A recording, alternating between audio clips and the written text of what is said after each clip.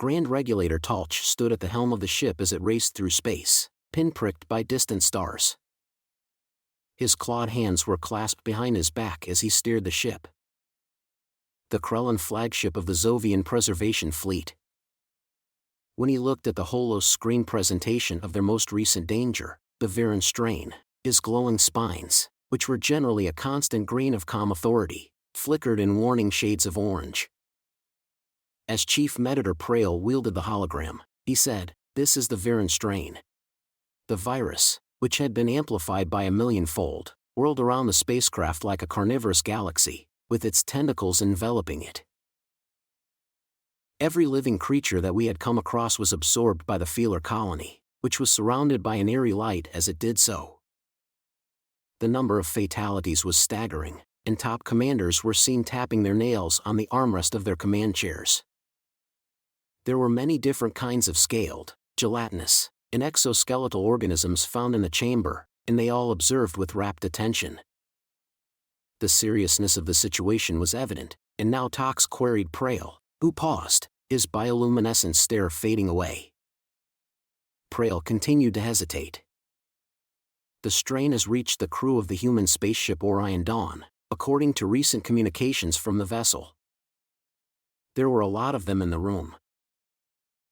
There were murmurings of uneasiness coming from the human substrates that Vexor spewed forth, his transparent skin shimmering in hues of yellow and red.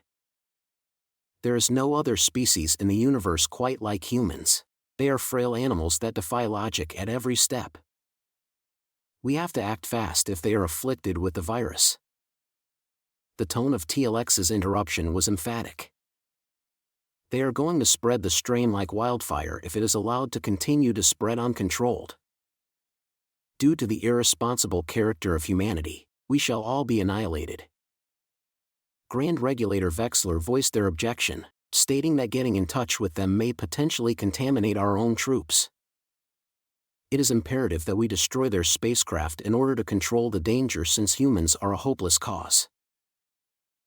Dr. Daniel Hayes, the head medical officer of the ship, approached Captain Eleanor Graves while carrying a tablet. His demeanor conveyed both exhaustion and determination. It was a fortunate circumstance that the crew remained quite stable, with just slight fevers and weariness affecting them. On board the human spacecraft Eyeing Dawn, Captain Graves was observing the most recent skin hands of the unknown infection while standing on the bridge. When she arrived, her team members were hard at work providing medical reports and working on a variety of control panels. A holographic shimmer covered the chamber in a matter of seconds after Eleanor made the request, exposing the intimidating figure of Grand Regulator Toix. The crew of humans came to a complete halt, and several of them automatically reached for their sidearms. Tonks's voice was menacing, and he said, "Grave, I am Grand Regulator Toix of the Zovian Preservation Fleet. Your vessel is carrying the worst disease that has ever been discovered. The Vian strain would like to extend a warm welcome to you. Should you fail to take prompt action, you will be doomed to extinction." Eleanor boldly took a step forward, her voice resolute. "It has been brought to our attention that the pathogen is known to us, and we are making efforts to control it. So far, the symptoms, which include fever and exhaustion, are not too difficult to deal with. Our staff has been through considerably more difficult circumstances. We are taking precautions, despite the fact that Tox's spines prickled with shock.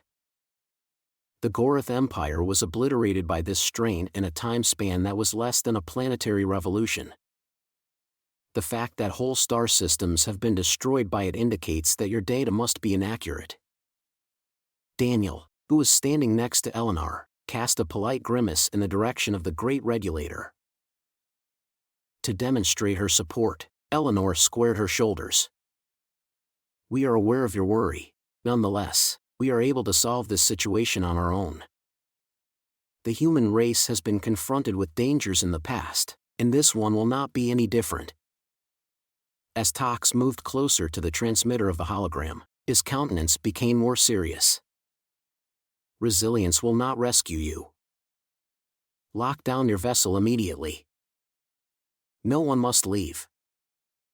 No communication with the outside world is allowed. This is the only way to assure containment. Following the sudden termination of the broadcast, the humans were left looking at the vacant place where TLX had been standing. Eleanor looked to the helm officer, who was doing a comprehensive scan of the surrounding region. Daniel whispered, "What does it mean?" In response, Eleanor turned to the officer. On board the Kremlin, she was curious about the degree to which they were keeping a tight eye on us. TOEX addressed his top personnel, who are not aware of the seriousness of the problem with which they are associated. Gain an understanding of their plight, he growled, and the carelessness of their kind leads them to fail to see the imminent threat. Despite the fact that Prail cautiously suggested that their biology might provide them with a defense mechanism, FL snapped and said, "No species has survived the virion strain. The so-called symptoms, such as fever and congestion, are just the beginning. Within hours, it will destroy them from the inside out." Prail responded to Tox's concerns, and he stated that the galaxy might be in danger if we do not send out observation drones. During his time aboard the Orion Dawn, an engineering worker by the name of Brian Walker was seen sitting in the mess hall while holding a cup of tea. However, despite the fact that his eyes were watering and his nose was red, he was in a good mood. Sitting across from him, his crewmate Olivia said, "You look awful." "Thanks for the encouragement." Brian, with a weak smile, replied, "Just a bug. You and half the ship will be fine." Olivia then glanced around and noticed that several crewmates were coughing or blowing their noses. It seemed like everyone was catching it. Each and every cough, sneeze, and fevered conversation that occurred above the Orion Dawn was recorded by the disguised Zovian drones. Data was sent back to the Kremlin, where Prail and his colleagues conducted an analysis of the information. As the Zarvan fleet stared in astonished wonder and belief, the human crew continued their work with a little sense of discomfort and a sense of fun. On a human spacecraft, how could a virus that had been responsible for the destruction of whole civilizations be reduced to such a nuisance? While Grand Regulator Prail was expressing his combination of wonder and perplexity, he made the following statement: "Humans are not just sustaining the strain. Their immune systems seem to neutralize it without major harm. This contradicts all known biology."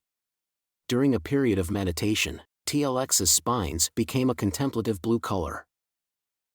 It is possible that their resiliency is the driving force for the elimination of the virus across the galaxy if it is real. On the other hand, he permitted the quiet menace to continue to exist and ordered the continuance of surveillance in the event that it was a deceit or the virus has undergone a mutation. It's possible that the fate of the galaxy will be determined by what we find out from these discoveries. The Grand Regulator TLX and his top staff were seeing the humans on the main holo screen inside the Zovian flagship with a rising sense of perplexity. Pictures from the Orion Dawn were captured on camera by an observation drone. These pictures showed human crew members coughing and sneezing as they went about the medical bay of the spacecraft. The temperatures of some of the individuals were somewhat higher, while others were merely lying in bed. After pointing to the screen and stating, "They're still functioning," Prail then made a motion toward the Feeler and Gaffy, both of whom had already dissolved from the inside out. Vex suggested the notion that the virus may have had a mutation that resulted in a less lethal version, despite the fact that his tone was not very convincing. Prail expressed his disgust by shaking his head. Our examination of the samples taken by the drone confirmed that there were no substantial alterations. The virus strain that was found on board the ship is just as hazardous as it was before. You're trying to tell me that the spines of TLX flickered between orange and blue colors, right? While standing on the bridge, Captain Eleanor Graves saw her crew go on with their routine, despite the fact that there were a few coughs and sniffles here and there. At the time of his arrival, Dr. Daniel Hayes brought a new report, and his demeanor was unreadable. In response to Daniel's question, Eleanor raised an eyebrow and said, "Daniel, The most devastating infection known to the galaxy is still spreading, but the number of deaths remains at 0. Eleanor's symptoms were low fevers and exhaustion. It is almost as if the virus is unable to cope with the biological makeup of our bodies. There is nothing more than a chill, as Eleanor crossed her arms. It's only a pretty aggressive cold, but Daniel paused for a little longer. Further investigation into the immunological reactions of humans was carried out in the biolab, in the Poet H. While inside the Krellin, the issue was pondered. Over the course of a secret channel, Grand Regulator Prail spoke with Toix, indicating that they are beginning to comprehend the virus strain's resistance. He said that rather than having a plan or a specific defense, it is pandemonium, and Toix echoed this statement as his spines flexed in amazement at the statement. In the picture that was presented, immune cells displayed a disorderly onslaught with what seemed to be uncoordinated intensity, which ultimately resulted in the viral strain being overwhelmed by sheer persistence. However, I am sorry to say that I do not get what you are trying to say.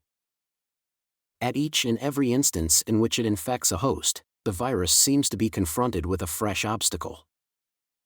The lack of regularity causes it to get confused, which hinders the effectiveness of its assaults.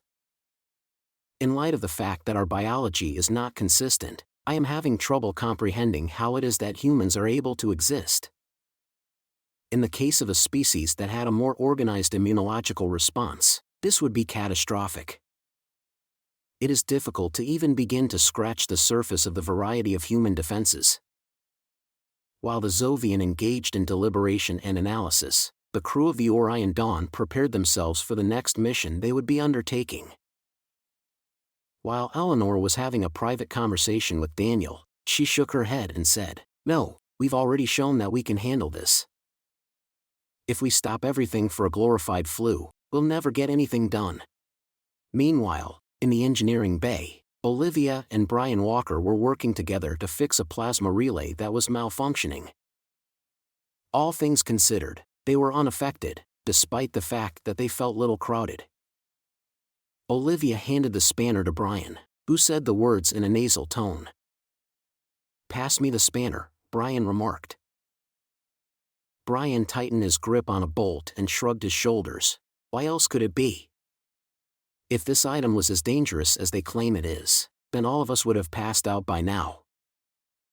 A Zervan drone was perched atop a ventilation shaft, recording every word that the humans spoke and sending it to the Kremlin. The people had no idea that this information was being sent. The argument among the top staff had reached a point of no return. We must not let them to meet up with another vessel. Prail rebutted the points that Vexer presented, which said that the Vion strain may still evolve into a more hazardous form if it were to spread. For the purpose of getting ready for an interview, Tox listened in silence as his spine shook anxiously. After that, he gave the order for the Vent-Ion team to board the Orion Dawn under the guise of offering help. In the event that their biology is the secret to combating the Vion strain, we are obligated to discover it. On the other hand, we must move with extreme care in order to prevent the recklessness of humanity from putting the galaxy in even greater risk. On the morning after the previous day, the Orion Dawn was able to identify an approaching vessel using its extended range. "We have studied your resistance to the Viron strain with great interest. It is, unprecedented," Captain Graves started with a measured tone. Eleanor's brows widened, and she wanted to know why we weren't falling like flies. "We have observed your resilience with great interest," Daniel stated in a sarcastic manner. "Let's hear what they have to say." Eleanor leaned forward on the bridge as the display lighted up with a transmission request. It appeared as if the Zovian was unable to keep his distance. During the approach of the Zovian shuttle, Brian saw it from a viewport in the engineering department. The look on Olivia's face was a mixture of wonder and trepidation as she joined him. The first encounter with a species that is not of our own is usually nerve-wracking. The phrase "we could all use some Kleenex" was murmured by Brian, who hoped that they had brought some with them. TLX gave a modest nod, is spines becoming ever so slightly smaller. If your biology is the key to eliminating this virus, it has the potential to save the lives of a great number of people. We offer a short-term partnership for the goal of conducting research. After exchanging a look with Daniel, Eleanor smiled and nodded, indicating that she understood. We make arrangements for a docking bay for your group. A clean and seamless maneuver was performed by the Zovian shuttle as it docked with the Orion Dawn. Engineers like Brian Walker spoke to each other about what they anticipated happening throughout this process. There was a noticeable sense of interest among the crew as they gathered at the docking bay. The front of the room was occupied by Captain Eleanor Graves, who was accompanied by Dr. Daniel Hayes and a number of security men behind her. Brian murmured to Olivia, "I really hope not," and Olivia responded by saying, "We just finished cleaning The airlocks were opened with a pressurized sigh, and the Zovian delegation stepped through. Grand Regulator TLX led the group, his spines glowing a steady green as a sign of peaceful intent. Prail and 2 other Zovian scientists were behind him, each wearing sleek shimmering suits that adjusted to the ship's temperature and atmosphere.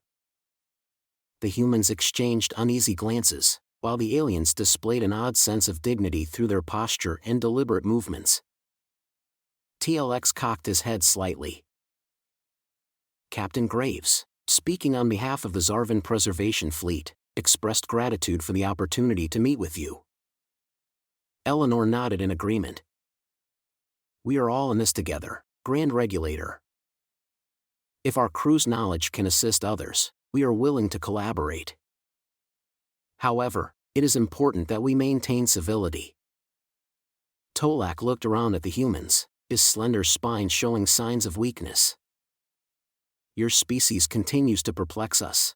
You carry the galaxy's deadliest virus as if it were a minor inconvenience. We must find a solution. Eleanor promised to set you up in our medical bay, Dr. Hayes. Brian and Olivia remained at a safe distance as the group made their way through the ship's corridors. Brian agreed that the glowing spine thing is a bit creepy, but Olivia whispered that it doesn't look slimy. In the medical bay, Daniel showed a holographic model of the virus strain interacting with human cells. Prail leaned in closer, his bioluminescent gaze flickering with interest as he studied the immune response, which was fascinating. Prail murmured, "Your cells act without coordination, bombarding the virus with. The immune systems that humans have are not flawless, but they are adaptive, which allows us to confront dangers that other species are unable to." Eleanor crossed her arms. The issue that has to be answered is whether or not our fluctuating defenses will be sufficient to halt the virus. Daniel grinned and continued, "We may not always have the finest systems, but we make up for it with tenacity." Tox's spines glowed slightly, suggesting that he was confused by what Daniel was saying.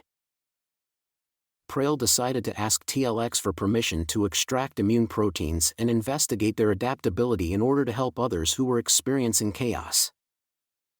Tomac then went to Eleanor and said, "Would your crew approve to such a procedure?" Daniel hesitated and said that there is a danger associated if we overstimulate our immune systems. Eleanor answered with a calm and collected tone, That's a contradiction if I've ever heard one." In the latter hours of that day, Eleanor called a meeting of the ship's top officers and essential workers, which included Olivia and Brian. During Eleanor's explanation of the problem, the Zovian were there but stood separate from the others. In order to put an end to the viral strain, the Zovian think that our immune systems could be the factor that is responsible. Through the extraction of proteins, they want to investigate how human cells combat the virus, which has the potential to save the lives of billions of people all across the galaxy. As soon as the Zovian departed, there was complete silence in the room. With a firm voice, Olivia said, "I will volunteer to accept these proteins if it means saving the galaxy. Indeed, if the proteins that are present in my blood may be of assistance, then it is beneficial." One by one, the other individuals agreed, and suddenly there was complete stillness in the room. Daniel reassured her that the danger is comparable to that of giving blood, provided that everything goes according to plan. In the event that it does not, however, Brian inquired, then we will be forced to endure a severe cold for a few more days. The next day, at the Med Bay Zovian laboratory, researchers and medical professionals from the human population collaborated in order to collect and examine immunological proteins. Despite the fact that the procedure was quite specific, the participants, including Brian, were able to sit through it without showing any signs of pain. Despite the fact that Brian snorted, he continued to get up and stride forward, his spines acquiring a polite green color. Despite the fact that you are hesitant, it is commendable that you are eager to assist other people. During the process of examining the first batch of samples, Prail's light increased stronger, despite the fact that it was rather unsettling. According to him, the proteins that were isolated interfere with the process of the virus replicating. With a wary sense of optimism, Toix observed from a distance, his spines tingling with excitement. What if this is not enough? Fraxel advised that we take immediate action in order to prevent the infection from developing further. By the end of the week, the first experimental therapy had been synthesized and tested on infected samples from different species. This constituted the first step in the process. These are the outcomes.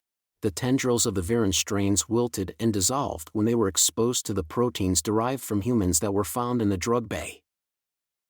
Prail presented the findings to the humans, and in a voice that seemed to contain awe, he said, "Your biology may have saved the galaxy."